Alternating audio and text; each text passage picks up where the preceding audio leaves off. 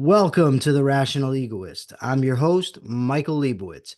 One of my absolute favorite periods in history is that between the Revolutionary War and the adoption of the United States Constitution. I've always been fascinated with the debates between the Federalists and the Anti-Federalists. I hope you'll be fascinated as well because today's guest is here to talk to us about that period, about the Anti-Federalist. He is an associate professor of political science at Texas State University, San Marcos, Texas. He is also the author of Our Federalist Constitution, The Founders' Expectations, and Contemporary American Government. Professor Michael J. Faber, welcome to the program. Thank you for having me. So, what is the context in which the Anti-Federalists came about?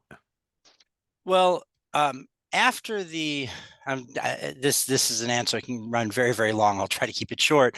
After the Revolutionary War was won, after the United States had successfully won their independence, we found ourselves in a situation where we didn't have a particularly effective national government. Under the Articles of Confederation, the government was very weak, very decentralized, and it was that way quite intentionally. The concern was centralized power. The concern was despotism by a faraway government. And so the former colonists found themselves in a position where they wanted as much local control as possible.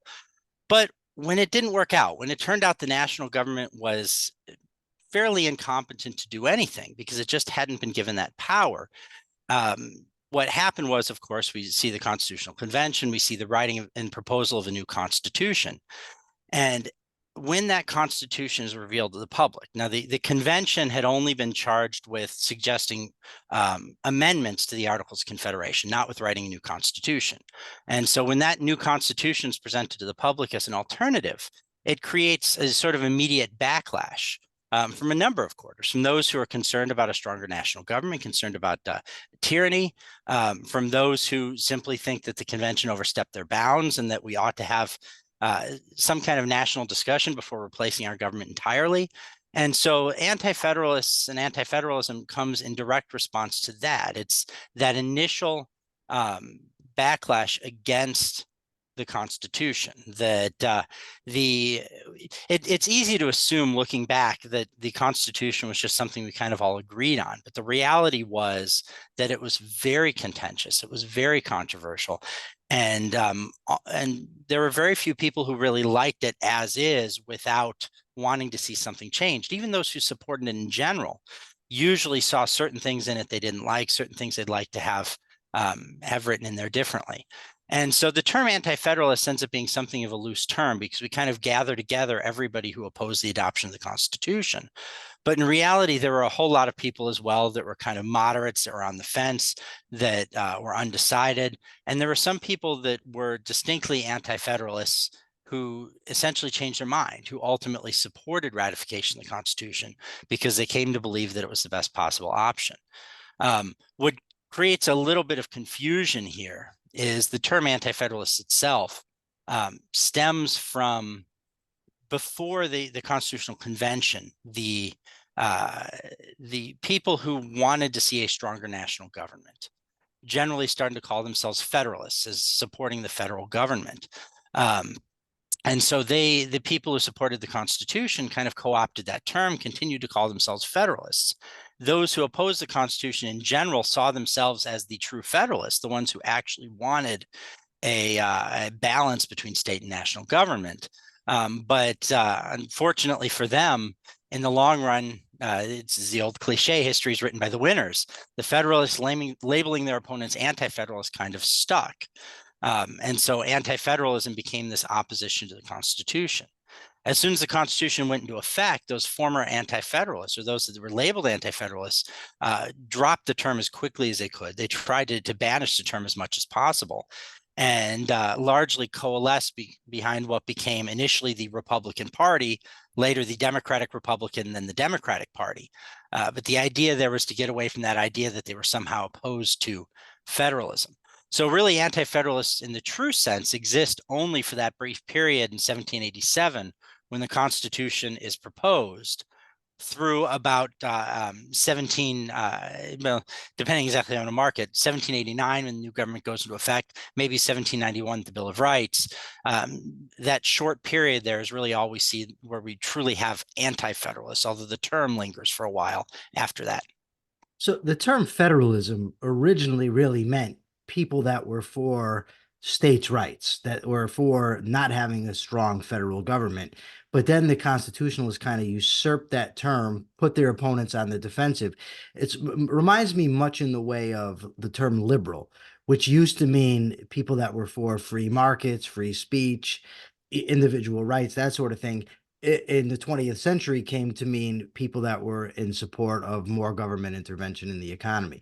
Does that sound like a decent parallel to you? Are there parallels there? Yeah, it's fairly similar. The one thing that's different is the term Federalist prior to the ratification debates was not really widely used. I mean, people who favored local government, favored local control and restrictions on national government generally didn't label themselves as that. So that's the one difference. As soon as the debate starts, the Anti-Federalists were trying, I mean, they wanted to see that label. But yeah, the term kind of gets co-opted because the Federalists were not the Federalists. Sorry, that became very confusing. The capital F Federalists were not the small f Federalists in the Yeah. debates. The ones who wanted to, or who were more concerned about balance between state and national power, were mostly anti-federalists, or in some cases were more moderate. But very few of them were Federalists. The Federalists were nationalists. Yes. So it is a lot like the term liberal, where the meaning doesn't, the term doesn't really mean what it used to mean. Frankly, the term conservative doesn't really mean a whole lot either. We tend to twist terms around to the point where they just where they're relatively meaningless, and that certainly is the case with Federalist as a term. In America, it seems from a lot of the public discourse that most people tend to look at the Constitution as if it were holy writ. But like you said, there was a big debate over this, and a lot of the people that opposed this, it wasn't as if these were just a bunch of know nothing, nobody wingnuts, right? There were some prominent people that from the revolutionary generation that opposed the Constitution. So who were some of the more prominent of those? Mm-hmm. They definitely had their share of wingnuts, but you're right. There were some very prominent individuals. So the ones that that are most significant. The first one usually comes to mind is Patrick Henry, and Henry comes to mind because he was such a strong proponent for independence. Gave what became one of the most famous speeches in favor of independence from England, and was seen as generally a Revolutionary War hero. He opposed the Constitution right from the very beginning. He very, very quickly came out in opposition to it. And it's interesting that that now, in general, when Patrick Henry appears in, say, high school history textbooks, they usually talk about him during the Revolution and then kind of drop him. They kind of ignore him, or they barely mention him after that. In reality, Henry's political career during and after the ratification debates was still very significant. And that's the fate a lot of these anti-federalists have. But aside from Henry, most of the most prominent anti-federalists are people that whose names don't get mentioned that much. I mean, George Clinton in New York, for example. Clinton was the first and still to this day longest serving governor of New York, and was an extraordinarily powerful individual and a very important figure in the revolution. We don't hear about him much anymore at this point. Elbridge Gerry of Massachusetts was a very prominent anti-federalist who played a major role in the revolution, was a signer of the Declaration of Independence, but he opposed the Constitution right from the Philadelphia Convention. He was a delegate to that convention. He was one of the three who did not sign the Constitution. Alongside him was George Mason of Virginia, who was the author of the Virginia Bill of Rights, which came to be essentially the model for bills of rights throughout the states. And Mason, again, was a very prominent, very important individual, came out in opposition to the Constitution, never wavered in that opposition. A lot of the other ones that I might mention are, again, even less well-known names at this point. There are a couple worth mentioning that became prominent afterward. One example is James Monroe of Virginia, of course, would later be president. Monroe argued against and voted against ratifying the Constitution in the Virginia Convention. He had some concerns. He was not as radical as most anti-federalists. He was actually fairly moderate, but he had concerns about the level of taxing power that was given to the national government. I mean, I could give you a whole long list of names. I'm sure you don't want a really No, long no, one, but that's those good. are some of the foremost ones that show up. One other name I'll throw out there, although he doesn't necessarily belong in this list. Thomas Jefferson tends to get called an anti-federalist. He tends to get assumed that he tends to get grouped in with them. Probably shouldn't be. I mean, he didn't really take part in the debate because he was in France during pretty much the entirety of the ratification debates. But his initial reaction to the Constitution was to question the level of power given, especially to the president, and to question why there was no Bill of Rights, why there were no guarantees for individual liberties. But Jefferson, after a few months of correspondence with people and really pondering the question, ultimately comes down as a Federalist. He ultimately supports the idea of ratification even before the Constitution is ratified. So he doesn't really belong in that group, but he often gets listed in that group because of his initial concerns. And there are a lot more like him in the United States who initially had some concerns about the Constitution, but ultimately come down in favor of ratification in that debate. Now, when the anti-federalists are writing, much like the more famous Federalist Papers, where the three authors all together wrote as Publius, the anti-federalists also picked pseudonyms. First of all, why'd they do that? And secondly, what were some of the names that they used?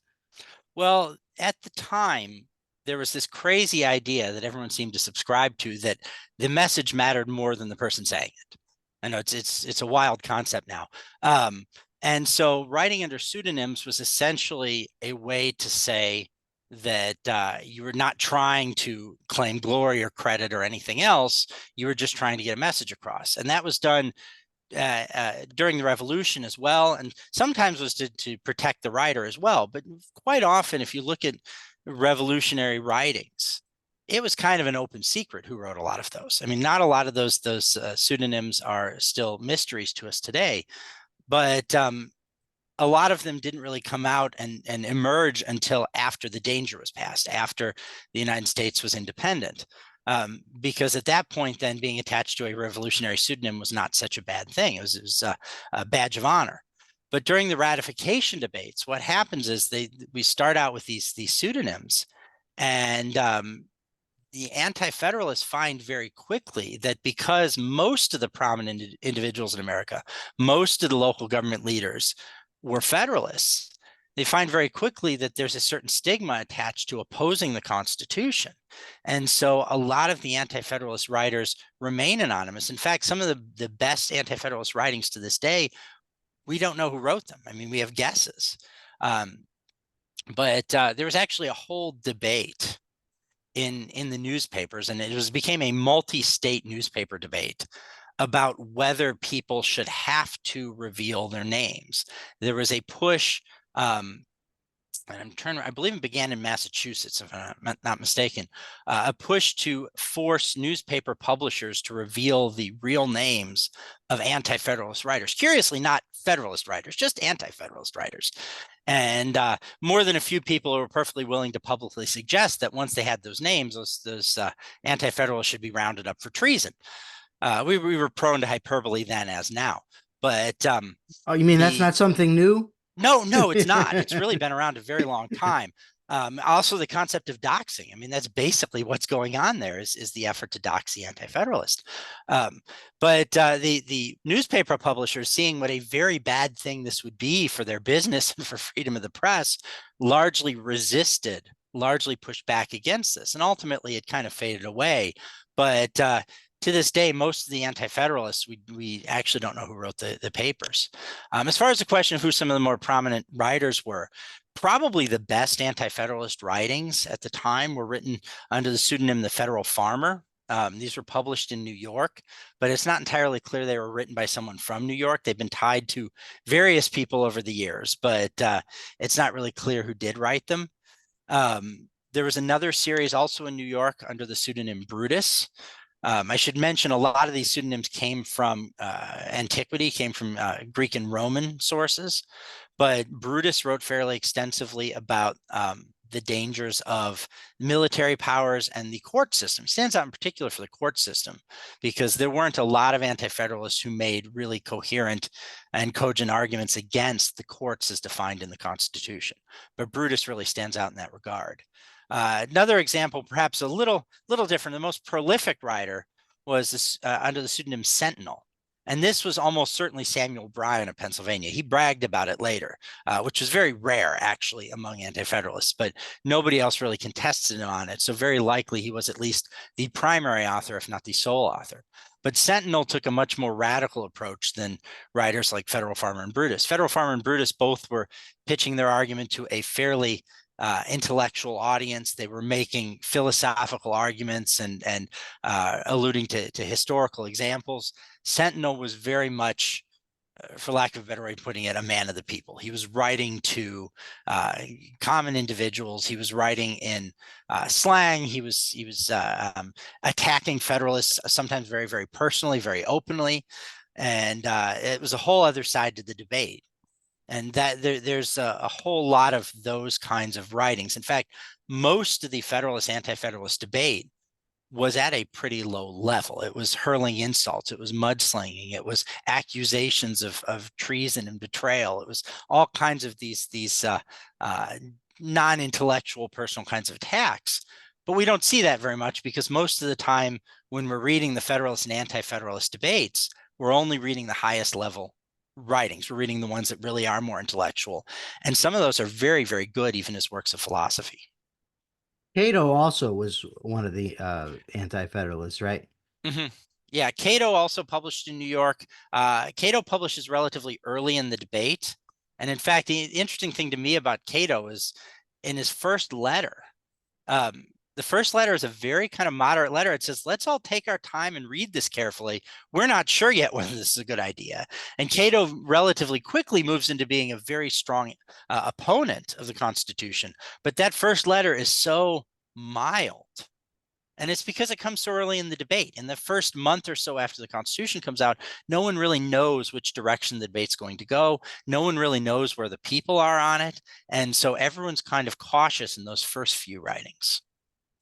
So when he's cautioning people that they need to actually read this document, that sounds to me very similar to nowadays when Congress passes, these 700, 800, these sometimes 1,000-page laws that nobody's reading. We know that they don't have time to read them. Is that similar to what's going on here, where the people in favor of the Constitution kind of want to get it pushed through rather than have everybody take their time to systematically examine it?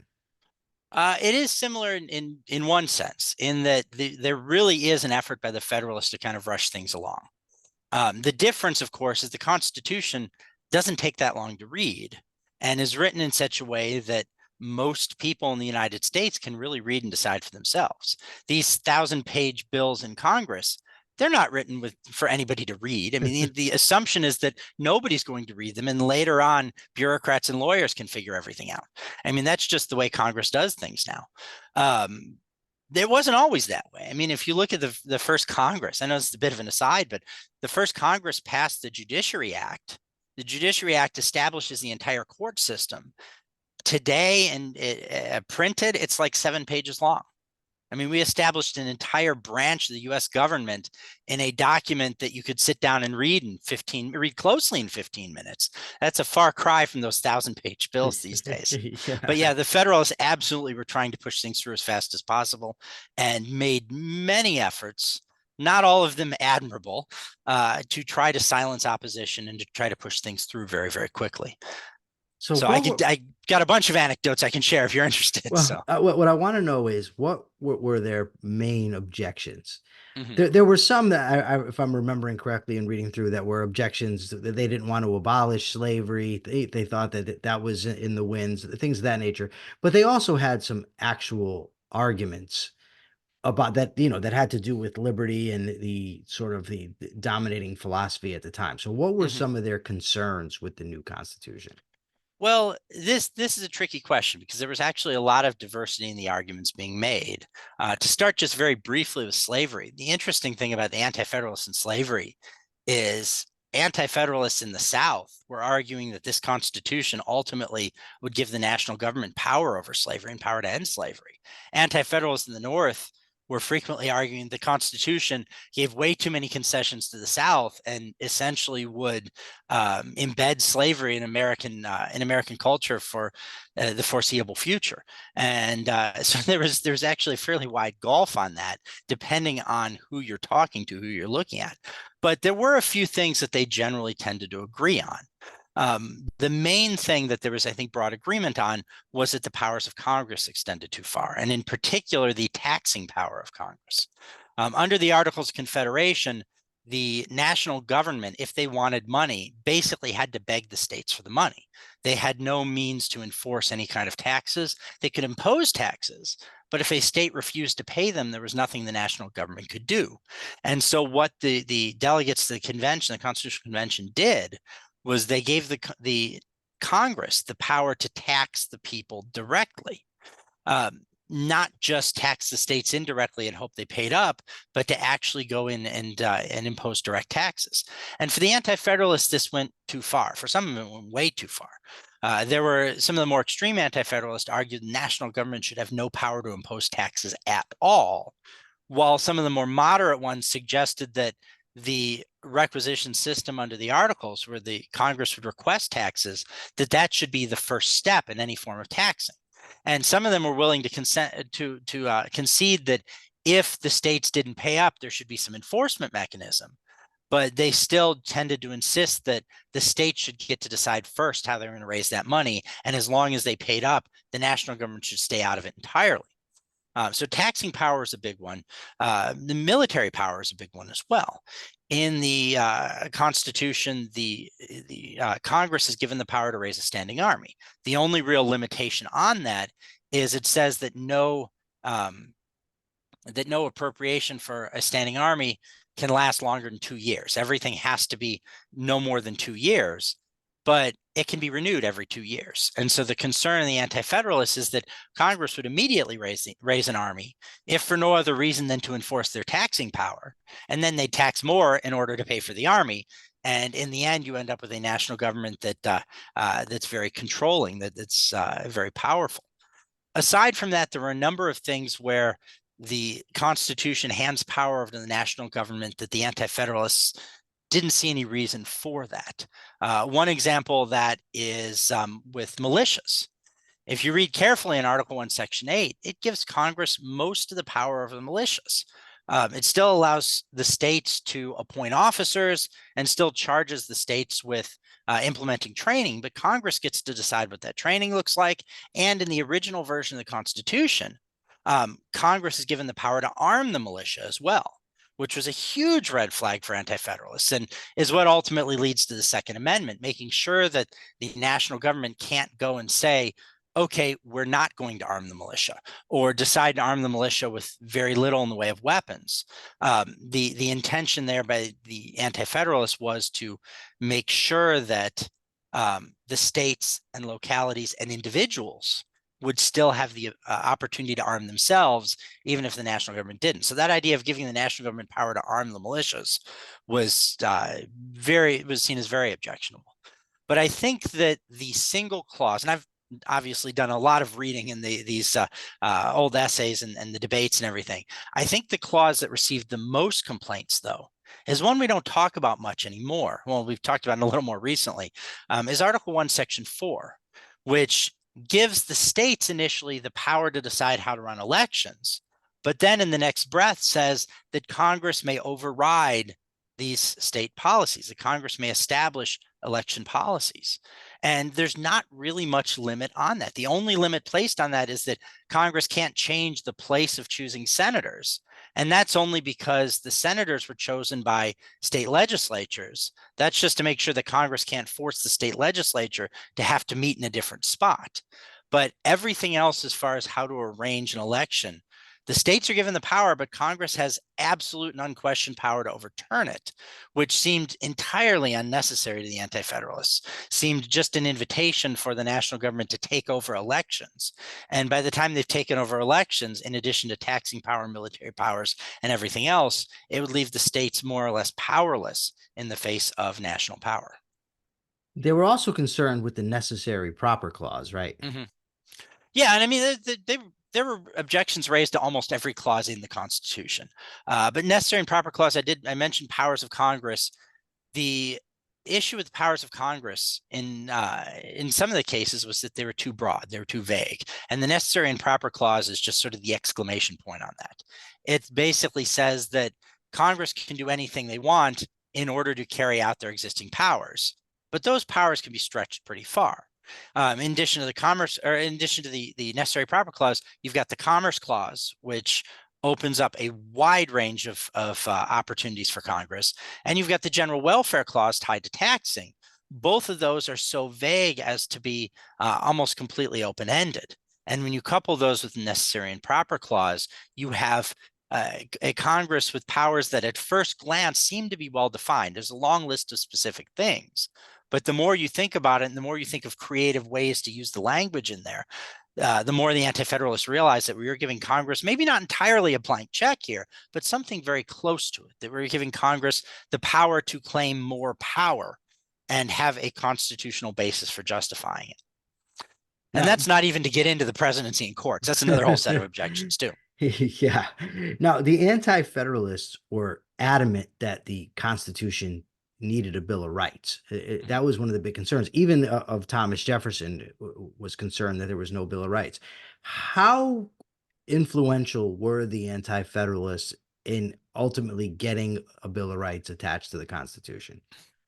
Well, the fact that there's a Bill of Rights there is probably due to Anti-Federalist influence. The actual content of the Bill of Rights has surprisingly little to do with the Anti-Federalists. Let me explain that a little bit. The convention, going back to 1787, the convention didn't really discuss the possibility of a Bill of Rights at all until the final days when George Mason brings it up and says, you know, we really ought to have a Bill of Rights here. Mason even volunteers to take the afternoon off and write up a draft to bring back the next day so that people can discuss it. The convention, the delegates, there's just no appetite for it. And there's really a couple of possible explanations for that. One of them was that they were just exhausted after a long, hot summer of writing Constitution. But I've always found that a little unsatisfactory. I mean, they really worked hard to get a lot of other things worked out to just kind of say, let's not worry about that last thing. That doesn't really fit. The more plausible argument is that most of them really thought that the Constitution didn't need one. And this is the official line. I use official loosely here. This is the most common line of the Federalists during the debate. It's articulated most early on and most clearly by James Wilson in Pennsylvania, where he says the Constitution is it's built on enumerated powers, that anything given to the government in the Constitution is a power of the government. Anything not given is reserved to the states or the people. And that's just implied. Whereas the state constitutions were generally written in such a way that they are a grant of power to the government with certain things reserved. And that's why they needed a Bill of Rights. The Anti-Federalists did not buy this argument. They found it kind of ridiculous. Furthermore, they started making a frequent argument that it wouldn't hurt, that adding a Bill of Rights, even if it's not really necessary because of enumerated powers, it's not going to cause any harm to include those. And the best Federalist response to that, and it was a fairly weak response, was, well, if we start listing things, people will assume things we didn't list are not rights. And therefore, if we forget anything, well, the whole experiment falls apart, which obviously is not the most persuasive of arguments. And in fact, it's very easily countered by what becomes the Ninth Amendment, which simply says, just because something's not listed here doesn't mean it's not a right. Now, that creates some judicial headaches down the road, but it does answer that Federalist objection. And it certainly does leave the door open for future amendments guaranteeing additional rights. But as far as the actual rights in the Bill of Rights, an interesting thing happens in late 1788, early 1789, because by this time, by the middle of 1788, by June, there are enough states that have ratified the Constitution for it to go into effect. And by the end of July, Virginia and New York have added in as well. So there's 11 of the 13 states. And so states start holding elections. And the elections largely, I mean, they're disorganized affairs to begin with, but largely they fall into Federalist, Anti-Federalist lines, even though those the term Anti-Federalist, as it's applied to opponents of the Constitution, doesn't necessarily apply to the kinds of people that are running for office, most of whom have said, okay, we've got this Constitution, now let's do the best we can with it. But the Anti-Federalists, everybody is labeled Anti-Federalist, anyone who had skepticism about the Constitution, they do badly in these elections, like really, really badly. They lose a bunch of winnable elections. They get outmaneuvered by the Federalists. They're disorganized. There are significant areas where the Anti-Federalists just fail to even field candidates in winnable areas. I mean, there are areas which were Anti-Federalist leaning where the only candidates running were Federalists. And so the Anti-Federalists just have this terrible organization problem. And when all is said and done, the number of people that can be described as Anti-Federalists in the first Congress, I mean, it's not more than 20% of the Congress, and even that's being fairly generous. There's only one state, South Carolina, that sends a majority Anti-Federalist delegation, and they have all of 5 representatives, so it's not like it's a huge delegation. And so when we get to the first Congress, the Federalists have an overwhelming majority, and amendments to the Constitution require 2/3. So the Anti-Federalists need a lot of Federalists on board to get anything passed at all. And so what ends up happening is James Madison, who during the elections had promised to push for amendments, Madison proposes a list of amendments that is mostly simply a list of guaranteed rights. And they're fairly mild amendments that don't really change the meaning of the Constitution. And the idea here was to write something that is going to assuage some Anti-Federalists, he's going to be able to persuade Federalists to support as well, and that's going to pass. And so what we end up with after the House modifies Madison's proposals, and then the Senate kind of completely rewrites them, we end up with those first 10 amendments to the Constitution, which in the context of the debates don't necessarily change that much. In fact, they confirm what Federalists have been saying about how the Constitution should be interpreted anyway. And so the actual content of the Bill of Rights, which by the way at the time was not even referred to as a Bill of Rights, that doesn't show up till the mid-19th century. Those first 10 amendments we now call the Bill of Rights are largely what Federalists were willing to concede, not what Anti-Federalists really wanted to see changed. It's important to note there's no change in those amendments to the taxing power of Congress. There's no change to the military powers other than the Second Amendment guaranteeing that states and localities can arm themselves. There's no change to the election clause. I mean, the big things the Anti-Federalists are arguing for simply don't appear in those first 10 amendments. And so in that regard, if the Anti-Federalists had not been so adamant, there probably wouldn't have been amendments at all in the first Congress, but the actual content of them is very much driven and limited by Federalists. It really was the Federalists who pushed them through in order to try to, again, quiet just enough of the opposition that they wouldn't have a badly split country. So the first 10, I didn't know this. I thought I knew this period pretty well, but so the first 10 amendments weren't known as the Bill of Rights until much later? The term was not used. I mean, the Bills of Rights in the states looked a little different anyway. But if you think about the first 10 amendments, a lot of them really are not the kinds of things you'd put in a Bill of Rights anyway. The Bills of Rights in the states were basically listings of natural rights, not things granted by government to the people, but things inherent in the people. And it was basically saying these are our rights as people and government can't touch them. But if you think about the first 10 amendments to the Constitution, sure, the First Amendment and the Second Amendment, these are absolutely natural rights type amendments. But if you start to look at the Fifth, Sixth, Seventh Amendment, you look at the judicial amendments, procedural amendments, these are about legal procedure. You can't really have a natural right to a lawyer because a lawyer only exists in a civil context. Right. And so these are essentially guarantees that government can't touch civil rights that have been agreed on rather than natural rights that are inherent. And so the idea of including those in a Bill of Rights would have been a little strange to the people in the 1780s. Likewise, the 10th Amendment would not have been part of a Bill of Rights, properly speaking, because it's not about rights. It's about the distribution of power in the government. And so the idea here of the first 10 amendments as a Bill of Rights, it's something that shows up later. And I don't remember exactly when it first appears. I believe it's post-Civil War in a couple of Supreme Court decisions start to refer to it as a Bill of Rights. But at the time, it was not adopted as a Bill of Rights. And in fact, to make that even clearer, the first Congress actually adopted 12 proposed amendments, not 10. Only 10 of them passed. But the Yeah. two that did not pass were initially the First and Second Amendment. They were supposed to be the first two amendments added. One dealt with representation, and one is what eventually became the 27th Amendment, which is another fun story, that limits the ability of Congress to raise its own pay. It says any pay raise would need to wait till the next session. And for the life of me, I can't find any evidence to suggest why the original Second Amendment about pay raises didn't pass in 1791. I can't find any information that suggests what objection anybody had to that one. It's a fairly mild amendment. But the first 10 amendments really were not thought of as a Bill of Rights. They were not proposed as a Bill of Rights, and they weren't discussed as a Bill of Rights until much later. It's interesting to me that a couple points you made. One about the original amendments. There were 12. So the First Amendment, what we know is the first, was actually third, which is why it absolutely drives me batty whenever I hear somebody say there's a reason free speech is the First Amendment.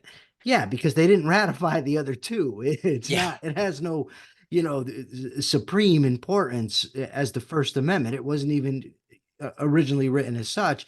The other thing is maybe, I don't know, a couple of weeks ago, I was scrolling through X, Twitter, whatever, and people were saying, if you don't understand that government can't grant rights, that they only protect natural rights, then you don't understand basically the Bill of Rights. And I'm saying, I said, how are the Fifth, Sixth, 10th Amendments, I think I mentioned the Seventh Amendment, natural rights? Like due process of law is a natural right to trial by jury, right to face your accuser. All of those things, like you said, exist in civil society. Those aren't inherent rights. Those are processes meant to protect rights, sure, but they aren't natural rights in and of themselves. Now, what areas or what fears of the Anti-Federalist were legitimate? In other words, where were they prescient? Which one of their concerns actually came to pass? Well, the big one is they looked at the Constitution. They said, in the long run, the national government's going to overshadow the states. Federalists, most notably James Madison, was vehement about this. He said, look, the states, people are always going to be attached to their states first and national government second. And he said the only possible reason why people would become more attached to the national government is if the national government is administered much, much better in the states. And even in that case, you'd probably see substantial differences state by state. But in the long run, in most states, that national identity trumps state identity. Not everywhere. There are some states that are a little different. Right now, I've been living the last decade in Texas. Texas is very, very different in terms of state versus national identity. People around here tend to identify as Texans first and Americans second. But in general, over time, what has happened is people have identified more with the national government. The national government has claimed more and more power. They've put more and more restrictions on the states.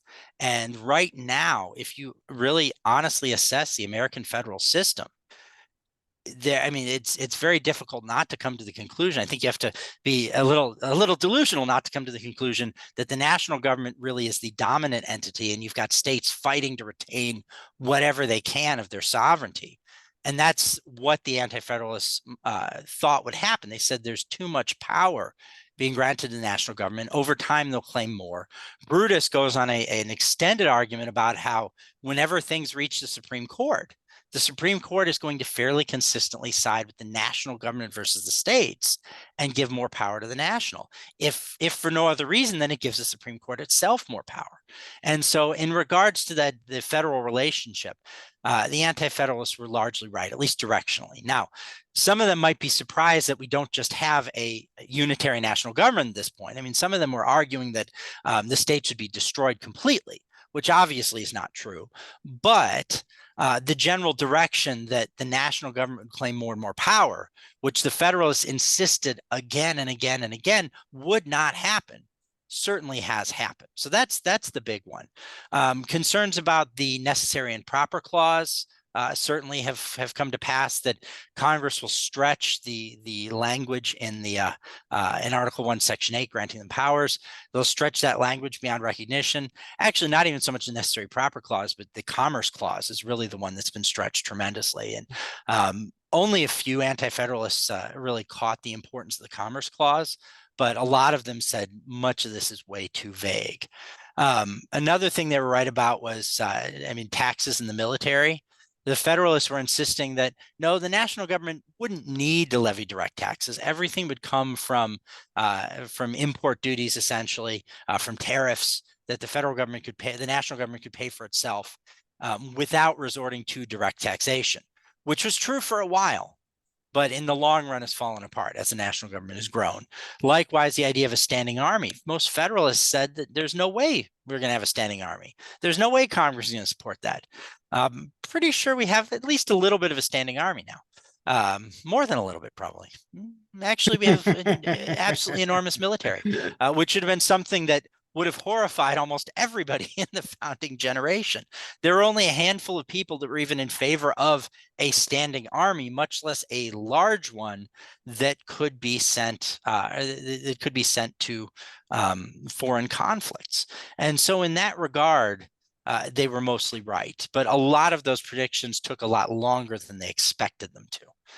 It was a long-term trajectory. And honestly, I think it's partially because of the Anti-Federalists and the arguments they make and the legacy that prevents that from happening sooner. I think their arguments help make people a little more skeptical about national power, at least early on. But in the long run, they're right about the military. They're largely right about taxes. And they're definitely right about that balance of state and national power. One of their concerns that it seems to me almost immediately came to fruition was, as you said, James Wilson in the convention says that all the federal powers are granted, the enumerated powers, Article 1, Section 8. If it's not there, then the federal government doesn't have it. In the Federalist Papers, Hamilton says the same thing, that if the power is not granted in the Constitution, the federal government doesn't have it. Soon after the Constitution goes into effect, Hamilton starts arguing the exact opposite, that if a power is not denied to the federal government in the Constitution, it has it, which is why, to me, Hamilton is always the scoundrel of the generation.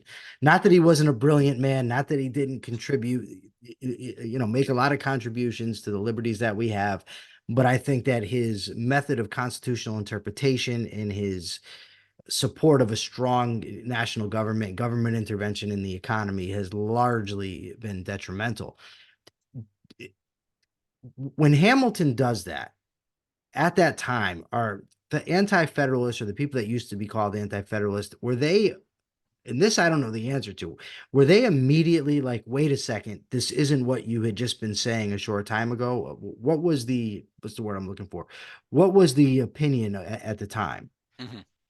Well, in particular, we're talking about the national bank more than anything else. So that becomes the flashpoint here. It's not the only thing that Hamilton pushes for that's a stretch in terms of constitutional power. But the national bank becomes a really interesting issue because, as I mentioned before, the concept of anti-federalist kind of falls apart after the Constitution's in place because they really are held together by opposition to ratification. But what replaces it is this sort of new division, largely between the folks who are pro-Washington administration and those who oppose the administration. And largely that comes down to pro-Hamilton and anti-Hamilton. And that's what ends up being the Federalist Party, because Hamilton insists on continuing with that term. And what we generally noted is the Democratic Republican Party, although initially they just went with Republican. But that opposition contains a lot of Federalists. I mean, its leaders were Jefferson and Madison, both of whom, but especially Madison, supported ratification. And so what happens largely there is a divide over Hamilton's proposals. that a lot of the Anti-Federalists are looking at the national bank, looking at his other proposals to kind of nationalize economic regulation. And they're saying, see, we told you so. This is what we said would happen. But a number of Federalists also, and again, Madison chiefly among them, turn around and say, wait a minute, Hamilton, this is not what we talked about. This is not what we agreed on, that you're overstepping, you're pushing it too far.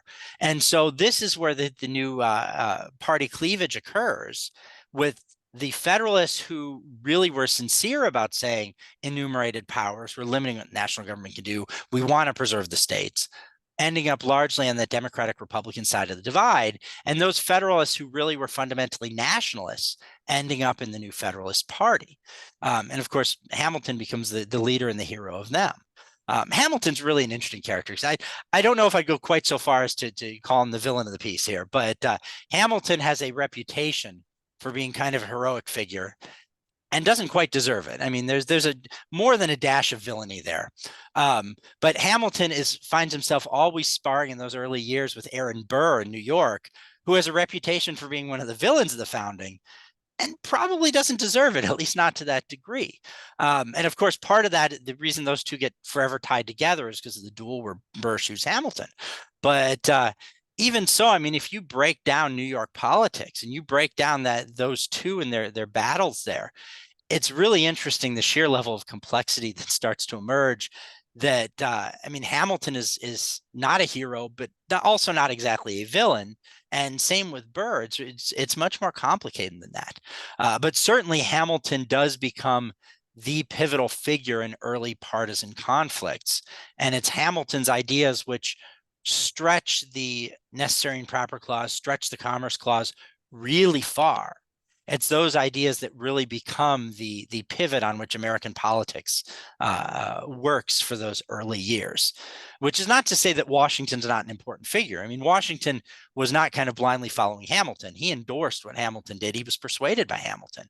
But Hamilton ended up taking all the flack because most people were not inclined to blame Washington when Hamilton made for such a nice, convenient adversary for so many of them. And so it ends up being Hamilton's plan, and it was Hamilton's plan to begin with, but it ends up being Hamilton that becomes the flashpoint there. Is the spirit of the Anti-Federalists alive anywhere today? In other words, are there any political parties or organizations that are basically representative of the broad views that were the Anti-Federalist views? Not really. And this is a reason for this. There are some who claim that they're the intellectual heirs of the Anti-Federalists. Most notably among them be a lot of libertarians tend to see themselves as fundamentally Anti-Federalist. But it doesn't fit as well as people think, because the Anti-Federalists certainly were arguing against governmental power. We're arguing for decentralization. We're arguing for individual rights. These are all things that libertarian-leaning people tend to favor. But the thing that I think gets forgotten is that a lot of the Anti-Federalists, that argument extended to the national government, maybe even the state governments. But at the local level, the Anti-Federalists tended to be very majoritarian, tended to be almost communitarian at times.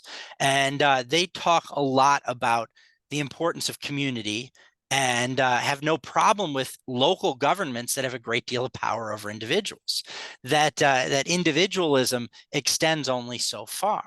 And so that's the thing that I think people forget about the Anti-Federalists. There's not really a group that I can think, a prominent group that I can think of in the United States that favors smaller national government, decentralization, but also is in favor of strong majoritarianism at the local level. That's also in favor of allowing your neighbors to vote how you can behave in your community. It's basically, if you take libertarians, but you add on a substantially strong support for HOAs, that's basically what you have with the Anti-Federalists, that having that kind of local control. Now, HOAs might not be the best example because those usually aren't majoritarian anyway. They're just straight up authoritarian. But that kind of local control over what your neighbors are doing is something that most of the Anti-Federalists didn't really object to, as long as it was local, as long as you could go present your case. You might lose, but you had the right to go and present your case, try to persuade your neighbors. That level of communitarianism at the local level was perfectly acceptable amongst Anti-Federalists. Now that still that preference still exists, but mostly on the political left in America, the idea of communitarianism. And well, it exists in a different form in the right. In the right, it takes generally a religious form of social control. But for the most part, those who favor local social control tend to also want to nationalize it. They tend to want to extend it much more broadly. And so while there are a number of groups out there, I think that take elements from anti-federalism, and again, probably libertarians take the largest from them, I don't think there's any group today that really has quite the mix of positions that that mainstream anti-federalists did take. Now, I will say anti-federalists were a diverse group. There were some in there that actually wanted stronger national power, just not as strong as the Constitution. There were some in there that were basically anarchists who wanted to get rid of all government, didn't even like local government. But the bulk of the anti-federalists, the middle of the movement, the heart of the movement, was in favor of majoritarianism, communitarianism at the local level, and skeptical of any government further away. And that, I think, is something that we just don't really see any prominent groups in the United States today taking quite that mix of positions. It sounds like the anti-federalists, or a large portion of them at least, would be fine with things like local zoning laws. Mm-hmm. Or local bans on liquor, or telling package stores when they can and can't open, that sort of thing, as long as it wasn't coming from the federal government, or Mm-hmm. a strong central government. Yeah, they were localists more than libertarians, if that makes sense. It wasn't specifically about the individual, it was about keeping control as local as possible. Okay, before we wrap up, is there anything I didn't ask that I should have? Anything we need to know? I mean, I know we could go on for weeks and years, but I mean, for a general introductory discussion, is there anything we should have covered? No, I think we covered it pretty well. I mean, obviously there's a lot to cover, a lot of details I've left out in the interest of not droning on for I was going to say days, but weeks is actually probably accurate. But no, I think it's pretty good coverage. I will say the one last thing that I will say is the Anti-Federalists as a group, I think, tend to be misunderstood and underappreciated. And part of the reason for that is that historians for years tended to just automatically take the Federalist side. And for the first century, more than a century of the United States existence, almost no one was looking at anti-federalists. This is a relatively new thing in the last 50, 60 years where we started to take a really serious look at them. But what's ended up happening, as often happens when ideas get resurrected from the past, is people tend to co-opt those parts they like and leave aside those parts they don't. Or they tend to bring up those parts they don't in order to criticize the people they don't like now. Right. And so there is a tendency, I think, to misunderstand them. And one of the things I've been trying to do in my writing is to try to clear that up a little and try to get a much more reasonable, accurate, and fundamentally complete picture of what the Anti-Federalists were trying to do. All right. So where can people find you? You mentioned you have writings. Where can they find these writings? Well, I mean, I guess this is where I plug my book. You mentioned Sure. my first book at the beginning, and my second book, my newer book, is called An Anti-Federalist Constitution. I conveniently All have it sitting right. right next to me. It's University Press of Kansas, but it's fairly widely available. My first book is out of print at this point. It was published by a small company. It's in libraries in various places, but the second one I think is much stronger and much more explicitly focused on the Anti-Federalists, focused on that opposition. And so that's, I think, a good starting point if you really want a good, not necessarily history of the ratification debates, but at the very least, a good accounting of what the Anti-Federalists were doing.